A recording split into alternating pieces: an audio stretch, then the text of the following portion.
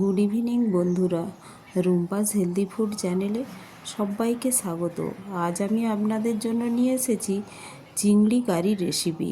তার জন্য আমি 500 গ্রাম চিংড়ি নিয়েছি, আর এটা ভালো করে ক্লিন করে ধুয়ে লবণ হলুদ মাখিয়ে নেব।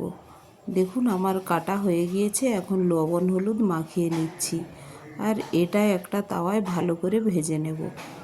আর চিংড়ি মাছের উপরে যেহেতু স্কিনটা আছে, তো দেখতেও রেড রেড লাগে, দেখতে ভালো লাগে, তাই আমি স্কিনটা পুরোটা উঠাই না। দেখুন এইভাবে আমার পুরো চিংড়িটা ভেজে নিচ্ছি, আর এটা ভাজা হয়ে গিয়েছে। দেখুন কত সুন্দর। এখন একটি প্লেটে নিয়ে নিলাম, আর কারি বানানোর জন্য নিলাম ধনেপাতা কুচি, কাঁচা লঙ্কা, আদা, রসুন, কুচানো পেঁয়াজ নিয়েছি, কাশ্মীরি রেড চিলি পাউডার, হলুদ, ধনে জিরে গুঁড়ো, টমেটো কুচি, লবণ, মাস্টার্ড অয়েল, আর নিয়েছি ফোড়নে এলাচ, লবঙ্গ, দারচিনি, তেজপাতা, আর কালো মরিচ, আর গরম মশলা পাউডার। এখন আমি যে আদা রসুনটা নিয়েছি ওটা কাঁচা লঙ্কার সাথে একসাথে পেস্ট করে নিলাম। দেখুন পেস্ট হয়ে গিয়েছে। এখন কড়াইয়ে বসিয়ে দিলাম, আমি ইন্ডাকশানে বানাচ্ছি। দেখুন এলাচ দিয়েছি, আর দারচিনি, তেজপাতা দিয়ে আমি এর মধ্যে দিয়ে দেব যে গোলমরিচের গুঁড়ো নিয়েছি ওটাও দিয়ে দিলাম, গোটা গোলমরিচ এটা দিয়ে দিলাম ফোড়নে। আর এটার মধ্যে দিয়ে দিলাম কুচিয়ে রাখা পেঁয়াজ। এটা ঢেকেই আমি ভাজা করব। দেখুন ঢেকে দিলে এটা তাড়াতাড়ি ভাজাও হয়ে যায়, আর ফ্লেভারটাও ভালো থাকে, তাই ঢেকেই আমি ভাজতে দিলাম। দেখুন কত সুন্দর ভাজা হয়ে গিয়েছে এখন।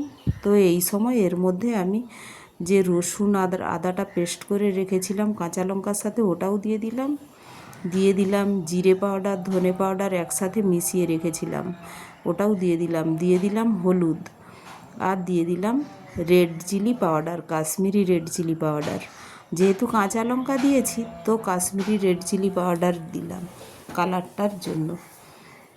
আর দেখুন এইভাবে মশলাগুলো ঢেকে ঢেকে আমি কষিয়ে নিচ্ছি, আর এই মশলাগুলো কষা হয়েছে। এখন এর মধ্যে দিয়ে দিলাম কুচানো টমেটোটা দিয়ে আমি এর মধ্যে এখন লবণ দিয়ে দিলাম, স্বাদ মতো লবণ। এটা কষতে কষতে একটু শুকিয়ে যাচ্ছে। দেখুন এই সময় এর মধ্যে কড়াইয়ে আর তো হলুদ যে দিয়েছিলাম তার মধ্যেই একটু জল দিয়ে এটা গুলিয়ে এর মধ্যে একটু দিয়ে আবার ঢেকে দিলাম। মশলাটা ভালো করে আমার কষা হয়ে গিয়েছে, আর এ থেকে যখন এই মশলাটা কষতে কষতে টমেটোগুলোও গলে আসবে, আর যখন তেলটা ছেড়ে ছেড়ে আসবে, তখন ওর মধ্যে আরও একটু গরম জল আমি অ্যাড করে দিলাম। আমি রান্নার মধ্যে বেশিরভাগ সময়ই গরম জল ইউজ করি, তো মশলাটাও গরম থাকে, গরম জল ইউজ করলে টেস্টটাও ভালো হয়। আর এখন এর মধ্যে দিয়ে দেব, মশলাটা ফুটে গিয়েছে, এখন এর মধ্যে দিয়ে দিলাম আমার যে চিংড়ি মাছটা ভেজে রেখেছিলাম ওই চিংড়ি মাছটা দিয়ে ঢেকে দিয়েছিলাম। দেখুন ফুটে উঠেছে। তো এখন চিংড়ি মাছটা প্রায় এর মধ্যে কুক হয়ে গিয়েছে। 5 মিনিটের মতো আমি এটা কুক করছি ঢেকে রেখে।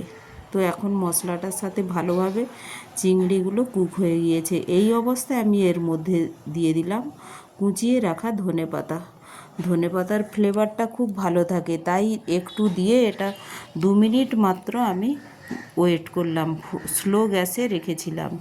এখন দেখুন ঢাকা দিয়ে এটা আমি ইন্ডাকশানটা বন্ধ করে দেব। দেখুন খুব হালকা আছে, এখন টেম্পারেচার একদম স্লো করে দিয়েছি, 100 ডিগ্রি টেম্পারেচার, আর বন্ধও করে দিয়েছি। এখন দেখুন হয়ে গিয়েছে, কালারটা কত সুন্দর এসেছে। তো এইভাবে একবার অবশ্যই বানিয়ে খাবেন, গরম ভাতের সাথে, রুটির সাথে, সবের সাথেই এটা খুব ভালো লাগে। তো একটি লাইক, শেয়ার ও সাবস্ক্রাইবও করে দেবেন। Thank you.